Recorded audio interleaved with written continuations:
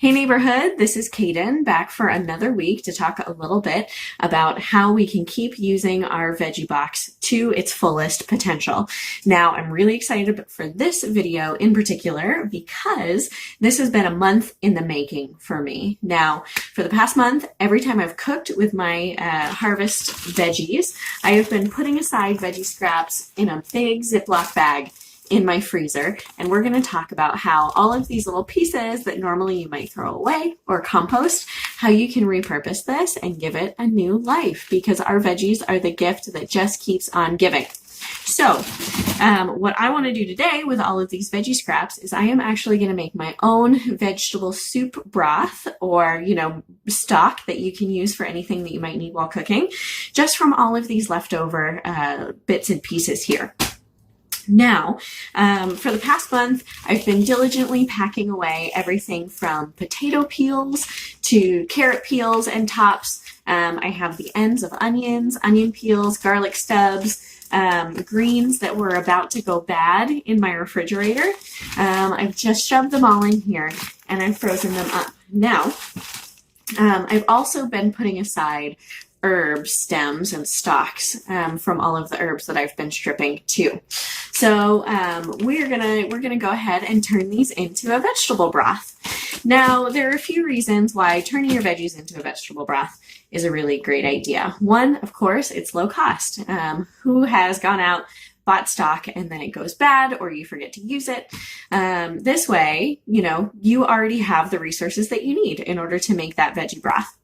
The second reason is that you can really control what goes into your veggie broth this way. So I know sometimes we buy it from the store, it can be high sodium, or you're not totally sure exactly what vegetables are in it.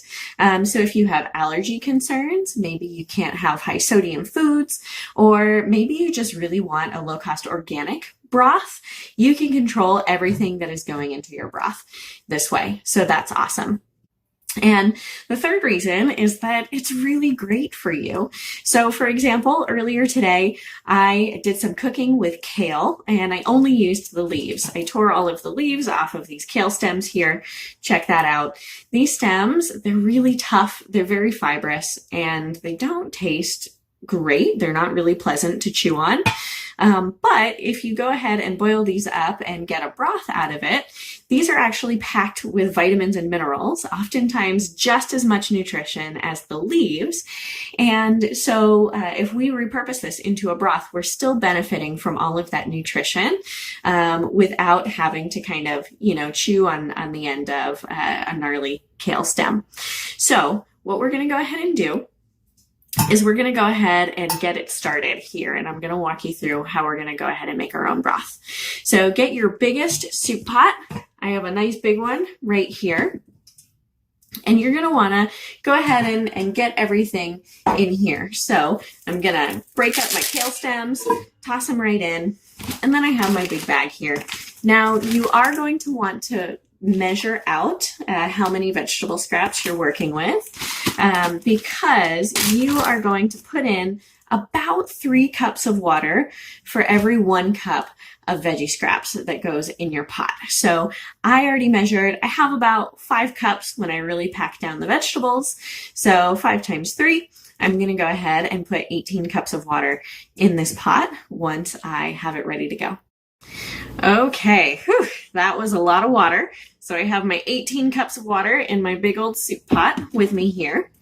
Now, the other thing that you're going to want to do is you're going to want to season this however you prefer before you go ahead and get it on the stove. So I had some herb stalks in there that I had frozen and kind of saved along with my veggie scraps. So you can do that, but if you don't, you'll definitely want to put something in there. So I'm actually going to do some rosemary that I have, and then I also have a bunch of marjoram as well. So we'll go ahead and get that in there. Now these you don't have to strip. You can just stick them in there whole because you're going to go ahead and fish them out later. Some other spices that can be really great in here, or other herbs that can be really great in here, are bay leaves, or you can use basil. turmeric, ginger. There's all kinds of different stuff that you can use to flavor this up. So just think about what you're going to want that to look like. I actually am going to go ahead and get a piece of lemon in here as well because I kind of want a little bit of a lemony broth. So we'll go ahead and do that. Perfect. Now, we're going to go ahead and get this transferred over to the stove. If you want to, go ahead and salt the water. I'm doing a low sodium broth today, so I'm not going to salt the water, but get some salt in there and then get your pot over on the stove. Okay, I have my pot over on the stove. Now I'm going to go ahead and bring this to a boil, and then once it's boiling, I'm going to lower the heat so that it simmers, and I'm going to let it simmer for an hour. So again, bring it to a boil, then back down to a simmer, and then simmer it for an hour. And you'll want to put a lid on it. So I'm going to grab my lid, and I'm going to get this fired up, and I'll be back in an hour. All right, I have my veggie scraps boiling in water here. They're boiling away on the stove, so that's good. Now, I do want to take a moment while these are prepping to talk a little bit about why I didn't provide a recipe for today. And really at its core, the reason for that is because I believe that broth is something that is a product of your kitchen and your pantry, and not something that you grocery shop for. So basically, broth is just kind of a fun byproduct of cooking on a regular basis. And so you should use what you have when you are making this broth. Now, of course, the ingredients that go into your broth, those can influence what you use the broth for if you like. So say, for example, you used ginger and garlic to season up your broth. Maybe you want to use it for more Asian style dishes like wonton soup or something like that. Or maybe you have basil and marjoram and kind of those more traditional French herbs in there. Then maybe this is something that you want to use when you cook your quinoa or your rice or something of the sort.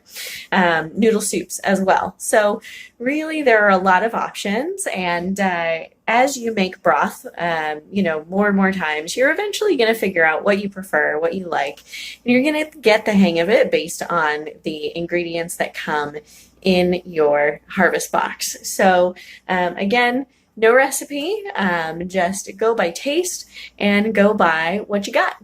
All right, so now that we're boiling, I'll be back in an hour for next steps. All right, it's been about an hour. I just turned off my timer and I turned off the heat underneath my pot on the stove there. Now, the next thing that I want to do is I'm going to go ahead and strain all of those veggie scraps out of the broth that they're sitting in. So I have two different strainers here that I can use. You can use a big colander if all of your veggie scraps were pretty large. But remember that we are eating organic. So there's a chance that there might be some dirt that kind of boiled off of all of those potato peels and that sort of thing. So you may want a finer mesh strainer just to make sure that you catch any dirt or anything like that that might be floating around as well. So I'm going to go ahead and strain this into a couple of mason jars that I have sitting out and ready, and then I'll be back to talk about how we can store it. All right, my friends, we are at the end of the road. I have my jarring station set up right next to the stove behind me, and this is the end result. Check out that broth. That's a beautiful color. I tried it. It tastes great. And I'm going to go ahead and get this all in containers and into my fridge. Now, I do want to talk about how you can store this so that you can use it over time. It will be fine in your fridge for up to a week. So you can go ahead and set it aside if you feel like you're going to use it this week. But if not, you can freeze it as well, and it'll be fine in your freezer for up to 6 months, actually. So this has quite the freezer life. Now, when you freeze it, I do recommend that you freeze it in kind of smaller containers so that you can pull out just what you need. Or I even like to put them or pour the broth into ice trays and then freeze it so that I can have a bunch of cubes of frozen broth. And then when I'm making rice or quinoa or maybe a stew where I just need a little bit of broth, I can just pull out a few of those ice cubes and I can add them to my recipe. Now, of course, we have our broth, but we also have our boiled veggie scraps. You can see that their color has really changed and they're a lot less vibrant. That's because we finally have used up every last bit of nutrition that's in these scraps. So now that I know that I have really gotten the most out of all of my veggies and all of the different pieces of my veggies, I am going to go ahead and put these in the compost so that they can get to work growing new vegetables for new recipes and, of course, more broth later on down the line. So it's truly the circle of plant life. So thank you all for joining me today while we made our own homemade broth. I hope that you learned something. I hope that this is helpful. And remember that as your funky food coach, you always have access to me if I can help with your adventures in the kitchen. So feel free to email me at funkyfoodcoach@goodneighborgardens.com. I check that inbox every day at lunch so that I can help you out with any of the things that might be stumping you in the kitchen. Thanks, everyone. Take care.